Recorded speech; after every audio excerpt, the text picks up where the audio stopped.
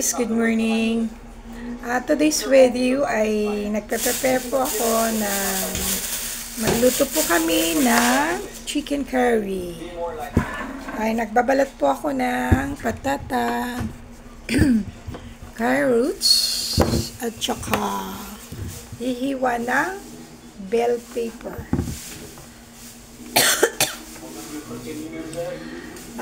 Para sa lunch po namin to na ulam, guys. Alam niyo guys, minsan lang kami nagluluto ng chicken curry ng masarap na ulam tuwing sa weekend. Nagluluto kami ng masarap na ulam kahit talang bisis lang sa isang linggo para makatikim din kami ng masasarap na pagkain. Mostly, ang inuulam namin ay gulay. Gulay, guys. Tapos sahog-sahog lang. Ganon. Kasi mahal-mahal ang lahat ng mga bilihin. Kaya, gulay-gulay lang. Pero minsan, ang gulay, ang isda kasi minsan mahal i-compare mo sa manok. Pag manok pa nga yung bibilihin mo, mas mura. Makabili ka ng 100, mas madami pa. Kaya lang, yung mga bata, mahilig kasi sa manok at isda. Pero kasi yung mga anak ko ay nasa trabaho din. Kung gabi lang sila kakain, minsan hindi rin sila kumakain sa bahay dahil pag galing sa trabaho, pag ikuan sila ng mga ka-office mate, doon na sila kumakain sa labas. Pagdating sa bahay, hindi na sila nag-ahaponan. Kumbaga yung aming family banding ay kwan talaga linggo kasi halos lahat nandito sila. Kasi wala silang pasok pag linggo. Kaya pag linggo, ayun, nagluluto kami ng masasarap, nagmemerenda kami ng mga masasarap. Pero pag mga ordinary days lang, bihira kami kumain kasi mostly kinakain namin gulay. Diba? Ganyan kami eh. Alam mo naman ngayon guys, ang mahal ng mga bilihin. Ang mahal ng mga bilihin. Pero pagdating sa pagdating naman sa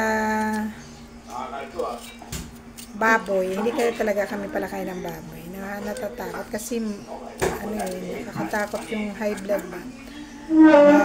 Cardiac arrest na tinatawag na yan. Kaya mas maganda lang talaga na gulay-gulay tapos isda na gano'n.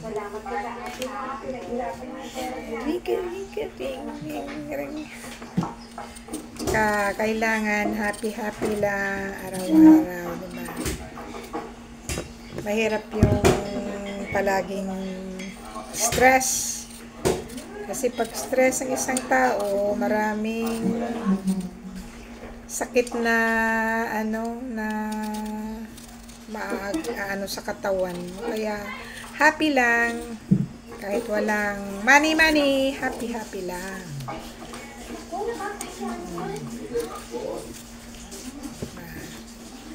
Importante, may bigas. Ang ulam lang naman kasi, madali lang naman i-produce yung ulam. Gulay-gulay ka lang yan, may ulam ka na, diba? Ubusin ba itong patata pa? Oo.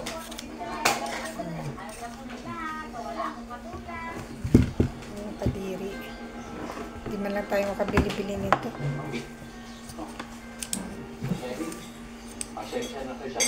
Natulungan ko yung asawa ko sa pagbabalat ng mga para mabilis pa kasi may pasok pa siya.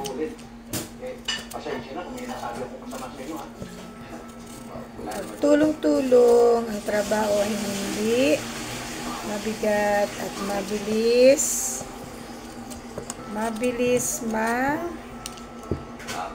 tapos sa gabal yung antipara.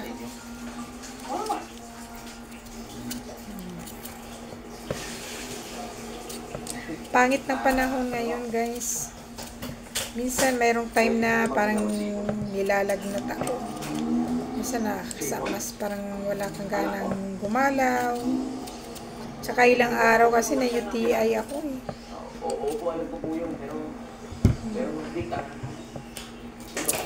Kaya ano, Sa lahat ng mga babaeng nakilala ko, iba sila.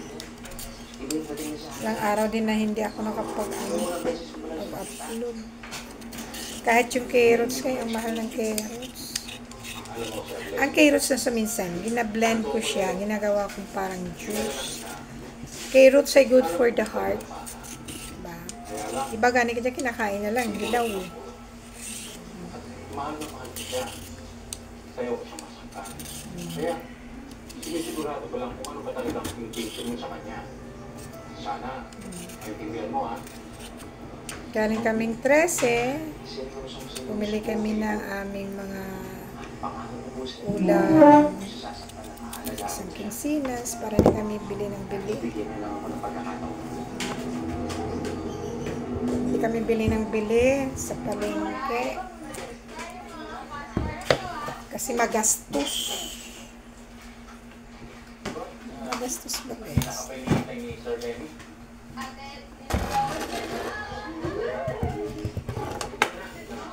Hiwain natin sa 4 na hiwa. Yan. Yan guys.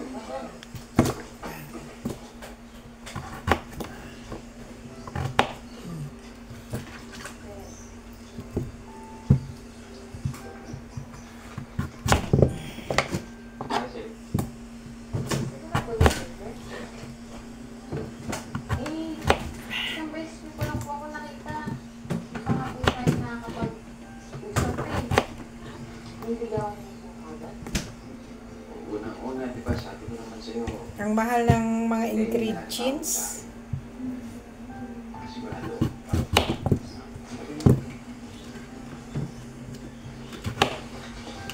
Wala nang mura. Wala nang mga mura guys.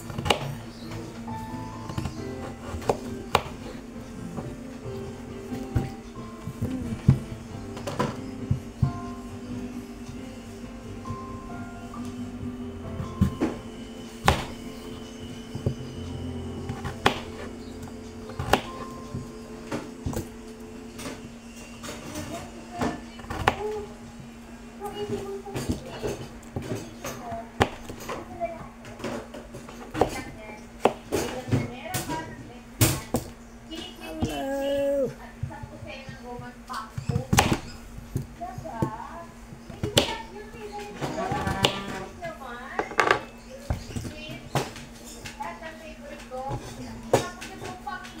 Sa ngayong panahon, kailangan magiging wise ka.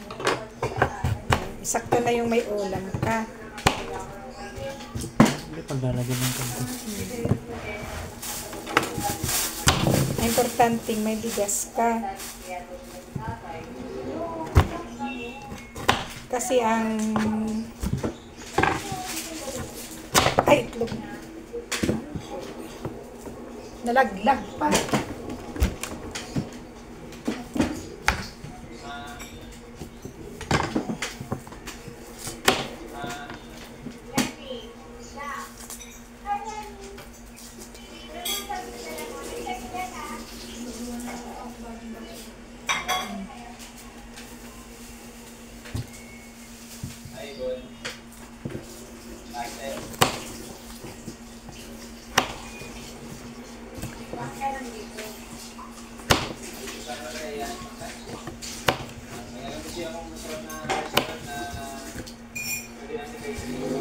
Nakapagluto lang kami na aming pagkain na masarap pag tuwing sweldo.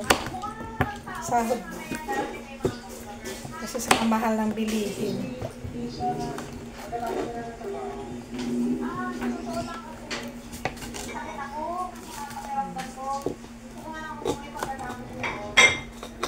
Nilakasan mo pa yan.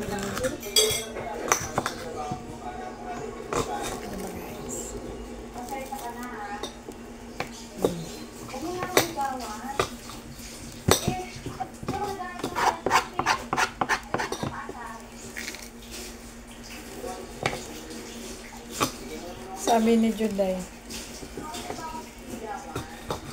Yung klima ngayon na masabi niya. Parang hindi mo, minsan parang lalagnatin ka. Parang,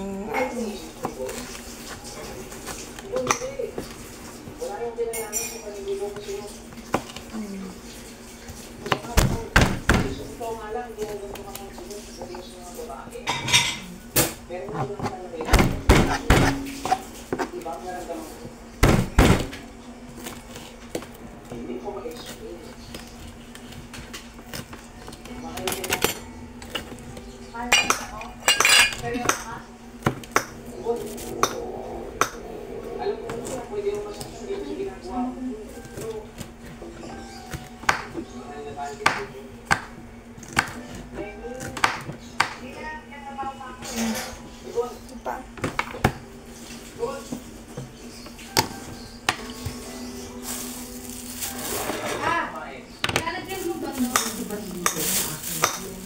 Yung? Ano yun? Hindi.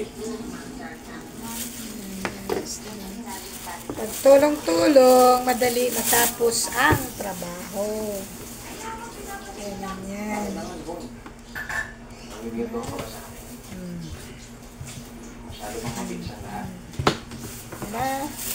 Finish na. Tapos na guys. Thank you for watching guys. Thank you. God bless you all.